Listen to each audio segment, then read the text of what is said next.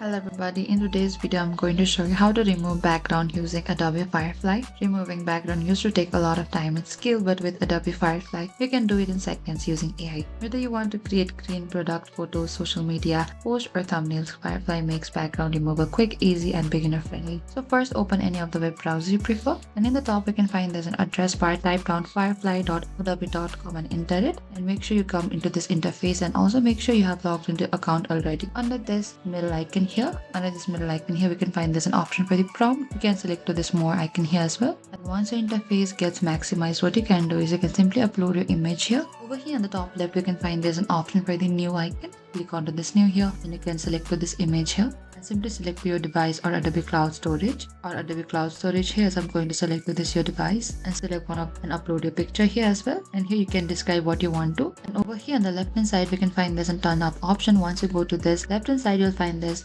small icon expands. You can click onto this remove background here, and the Firefly will automatically detect the subject and remove the background. And that is it. Removing background with Adobe Firefly is fast and simple. And thank you for watching this video. I hope I could help you. If you have any queries or confusion, please comment down below and we will reach out to you very soon.